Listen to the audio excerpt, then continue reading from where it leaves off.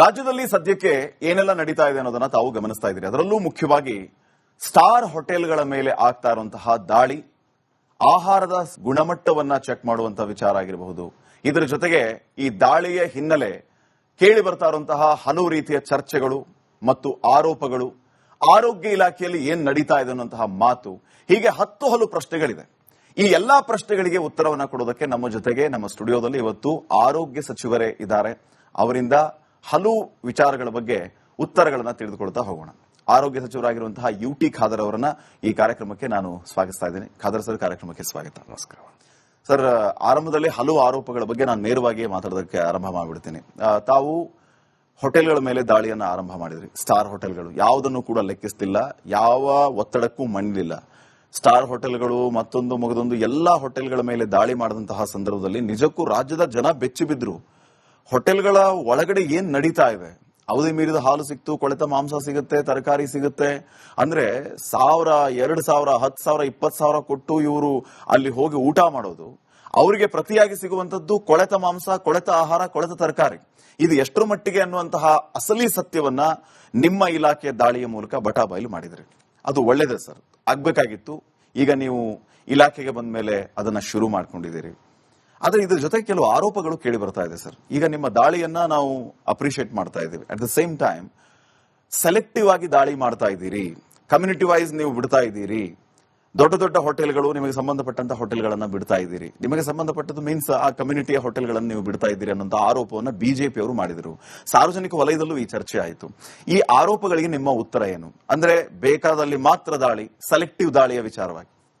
ನೋಡಿ, ಬಿಜೆಪಿ ಆರೋಪದ ಬಗ್ಗೆ ನಾನು ರಿಯಾಕ್ಷನ್ ಮಾಡಲಿಕ್ಕೆ ಹೋಗುದಿಲ್ಲ. ಯಾಕೆ, ಈ ದೇಶದಲ್ಲಿ ಏನೇ ಕೆಲಸ ಮಾಡಿದಾಗಲೂ ಕೂಡ ಬಿಜೆಪಿ ಆರೋಪ ಇದ್ದೇ ಇತ್ತು. ಅದು ಜವಾಹರ್ಲಾಲ್ನಿಂದ ಹಿಡಿದು ಇವತ್ತು ಇಂದಿರಾ ಗಾಂಧಿ ಅವರು ಕಲರ್ ಟಿವಿ ತಂದಾಗ ಅದಕ್ಕೆ ಪ್ರತಿರೋಧ ವ್ಯಕ್ತಪಡಿಸಿದವರು ಇವತ್ತು ವೀಲ್ ಚೇರ್ ಅಲ್ಲಿ ಕೂತ್ಕೊಂಡು 80-100 ಚಾನಲ್ ನೋಡ್ತಾ ಇದ್ದಾರೆ. ರಾಜೀವ್ ಗಾಂಧಿ ಅವರು ಕಂಪ್ಯೂಟರ್ ತಂದಾಗ ಕೂಡ ಇವತ್ತು ಟೀಕೆ ಮಾಡಿದವರು ಇದ್ದಾರೆ. ಮನಮೋಹನ್ ಸಿಂಗ್ ಅವರು ಲಿಬರಲೈಸೇಷನ್ ತಂದಾಗಲೂ ಕೂಡ ಇವತ್ತು ವಿರೋಧ ಮಾಡಿದವರು ಫಾರಿನ್ ಕಾರ್ನಲ್ಲಿ ತಿರುಗಾಡ್ತಾ ಇವತ್ತು ಇದ್ದಾರೆ. ಸೊ ಅವರ ಆರೋಪ, ರಾಜಕೀಯದ ಆರೋಪ ಬಗ್ಗೆ ನಾನು ತಲೆ ಕೆಡಿಸಿಕೊಳ್ಳುವುದಿಲ್ಲ. ನಾನು ಜನರನ್ನು ನೋಡಿ ಕಾರ್ಯಕ್ರಮ ಹಮ್ಮಿಕೊಳ್ತಾ ಹೊರತು ಬಿಜೆಪಿಯವರು ನೋಡಿ ನಾನು ಕಾರ್ಯಕ್ರಮ ಹಮ್ಮಿಕೊಳ್ಳೋದು ಅಲ್ಲ. ಅದ ಆರೋಪದಲ್ಲಿ ಯಾವುದು ಕೂಡ ಸತ್ಯಾಂಶ ಇಲ್ಲ. ಯಾಕಂತ ಹೇಳಿದ್ರೆ ಲಕ್ಷಾಂತರ ಹೋಟೆಲ್ಗಳಿದೆ, ಎಲ್ಲ ಹೋಟೆಲ್ ರೇಟ್ ಮಾಡ್ಲಿಕ್ಕೆ ಆಗುದಿಲ್ಲ. ಅದಕ್ಕಾಗಿ ನಾವು ಟಾಪ್ ಲೆವೆಲ್ 3 ಸ್ಟಾರ್ 4 ಸ್ಟಾರ್ ಈ ರೀತಿ ತಕೊಂಡುವಂಥದ್ದು ಮತ್ತು ದೊಡ್ಡ ಮಟ್ಟಿನ ಅತ್ಯುತ್ತಮವಾದ ಬಿಲ್ಡಿಂಗ್ ನಲ್ಲಿರುವಂತಹ ಪ್ರತಿಷ್ಠವಾದ ಬಿಲ್ಡಿಂಗ್ ಇರುವಂತಹ ಪಬ್ಗಳು ಆ ವೆರೈಟಿ ಬರುವಾಗ ಮತ್ತು ಇನ್ನಿತರ ಹೋಟೆಲ್ಗಳು ಮತ್ತು ವೇರ್ ಹೌಸ್ಗಳನ್ನು, ಈ 5 ಸ್ಟಾರ್ ಹೋಟೆಲ್ದು ಓನರ್ ಯಾವ ಜಾತಿ ಯಾವ ಧರ್ಮ ಯಾರು ಗೊತ್ತಿದೆ? ಯಾರಿಗಾದ್ರೂ ಗೊತ್ತುಂಟಾ ಓನರ್ ಯಾರಂತೇಳಿ? ಇವತ್ತು ವೇರ್ ಹೌಸ್ ರೇಡ್ ಆಯಿತು, ಅದು ಯಾವ ಜಾತಿ ಧರ್ಮದ ವೇರ್ ಹೌಸ್ ನಿಮ್ಗೆ ಗೊತ್ತಿದೆಯಾ? ಪಟ್ಟಿ ತಕ್ಕೊಳ್ಳೋಕೆ ನೋಡೋಕೆ ಗೊತ್ತಾಗ್ತದೆ. ಆದರೂ ಕೂಡ ನಾವು ಈಗಾಗಲೇ ಹೇಳುವಂತಹ ಬೆಂಗಳೂರಿನ ಪ್ರಮುಖ ಎಲ್ಲ ದಾಳಿ ಆಗಿದೆ. ಇವತ್ತು ಇಂಪೀರಿಯಲ್ಗೆ ದಾಳಿ ಮಾಡಿದ್ದಾರೆ, ಎಂಪೈರ್ ಕ್ಲೌಡ್ ಅವ್ರಿಗೆ ಸೆಂಟ್ರಲ್ ಕಿಚನ್ ದಾಳಿ ಆಗಿದೆ, ತಾಜ್ಗೆ ದಾಳಿ ಆಗಿದೆ. ಮತ್ತೆ ಇಲ್ಲಿ ನೋಡಿದ್ರೆ multinational KFC, McDonald's, big burger ಇಂಥ ಔಟ್ಲೆಟ್ಗೆ ಇಂಥ ಕೆಳಗಿಂದ ಬಹಳಷ್ಟು ಹೋದ್ರಿಗೆ ಬಹಳಷ್ಟು ಇದೆ. ಇಂದಿರಾ ಕ್ಯಾಂಟೀನ್ ಆಲ್ಸೋ, ಸರ್ಕಾರದ ಇಂದಿರಾ ಕ್ಯಾಂಟೀನ್ ವಿಚಾರಗಳು.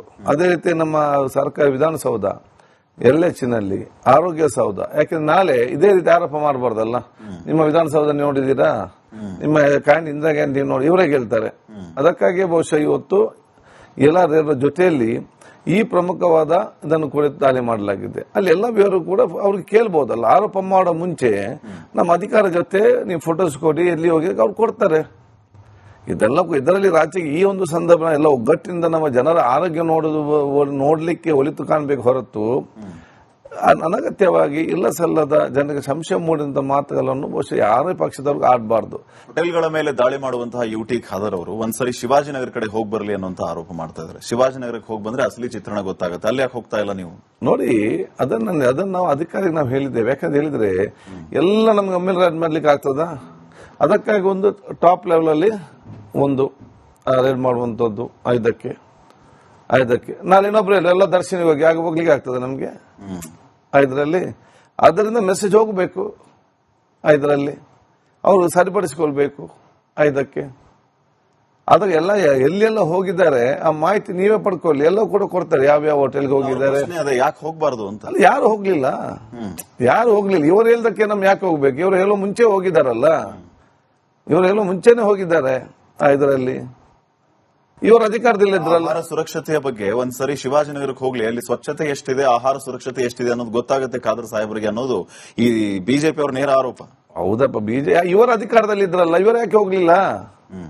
ಇವರೇನ್ ಮಾಡಿದ್ರು ಇದರಲ್ಲಿ? ಈಗ ನಾವು ಹೋಗಿದ್ದ ಇಲ್ವಂತ ಇವರಿಗೆ ಗೊತ್ತು. ಇವರು ನಮ್ಮ ನಮ್ಮ ಫುಡ್ ಕಮಿಷನರ್ ಇದಾರಲ್ಲ, ಅವ್ರು ತೆಗಿದ ಮಾಹಿತಿ ತಗೊಳ್ಳಿ. ಟೋಟಲ್ ಎಷ್ಟು ಹೋಟೆಲ್ ರೆಡ್ ಮಾಡಿದಿರಿ, ಎಲ್ಲೆಲ್ಲಿ ರೆಡ್ ಮಾಡಿದ್ದಾರೆ, ಈ ಹೋಟೆಲ್ ಯಾರ್ಯಾರ್ದು ಏನೇ ಅನ್ನೋದನ್ನ ಕೇಳಿಕೊಳ್ಳಿ. ಇದರಲ್ಲಿ ಪ್ರತಿಯೊಂದಲ್ಲಿ ಕೂಡ ಧರ್ಮ, ರಾಜ್ಯಕ್ಕೆ, ಜಾತಿ ಇದೇ ನಮ್ಮ ದೇಶಕ್ಕೆ ದೊಡ್ಡ ಮಾರಕ ಕಂಟಕ. ಹೀಗೆ ಇವರಲ್ಲಿ ಈ ರೀತಿ ಮಾತಾಡೋರೇ ದೇಶದ್ರೋಹಿಗಳು ಎಂದೇಳಿ ಸಮಾಜ ಸಂತೋಷದಿಂದ ಇರಬಾರ್ದು. ಒಂದು ಉತ್ತಮವಾದ ಕೆಲಸ ಇವರಿಗೆ ಆಗಬಾರ್ದು. ಇದರ ಬಗ್ಗೆ ನಾನು ತಲೆ ಕೆಡಿಸಿಕೊಳ್ಳೋದಿಲ್ಲ. ಇವರನ್ನು ನೋಡಿ ನಾವು ರಾಜ್ಯಕ್ಕೆ ಮಾಡುದಿಲ್ಲ, ಇವರನ್ನು ಕೂಡ ರೇಡ್ ಮಾಡುದು ಅಲ್ಲ. ನಾವು ಜನರನ್ನು ನೋಡಿ ಜನರ ಹಿತಾಸಕ್ತಿ ನಮ್ಮ ಕೆಲಸ ಮಾಡುವಂತದ್ದು. ಹೋಟೆಲ್ಗಳ ದಾಳಿಯ ಮೇಲೆ, ದಾಳಿಯ ಹಿಂದೆ ಇರುವಂತಹ ಉದ್ದೇಶ ಏನು ಅಂತಂದ್ರೆ ಯುಟಿ ಖಾದರ್ ಅವರು ದುಡ್ಡು ಮಾಡೋದಕ್ಕೆ ಹೊರಟಿದ್ದಾರೆ ಅಂತ ಆರೋಪ. ಅದು ಅಗತ್ಯನೇ ಇಲ್ಲ ನಮಗೆ ಇದರಲ್ಲಿ. ಯಾಕಂದ್ರೆ ನನ್ನನ್ನು ಕ್ಷೇತ್ರದವರು ಪ್ರೀತಿಯಿಂದ 4-5 ಬಾರಿ ಗೆಲ್ಲಿಸಿದ್ದಾರೆ. ನನ್ನ ತಂದೆ ಕೂಡ ಶಾಸಕರಾಗಿ ಇದ್ದವರು. ಇದರಲ್ಲಿ ಅಂತ ಸಬ್ಜೆಕ್ಟ್ ಇಲ್ಲ, ಅಂತ ಆಗ್ಬೇಕು ನಾವು ರೇಡ್ ಮಾಡೋ ಅಗತ್ಯನೇ ಕೂಡ ಇರಲಿಲ್ಲ ಇದರಲ್ಲಿ. ಮತ್ತೆ ಆಲೋಚನೆ ನಮ್ಮ ಹತ್ರ ಇಲ್ಲ.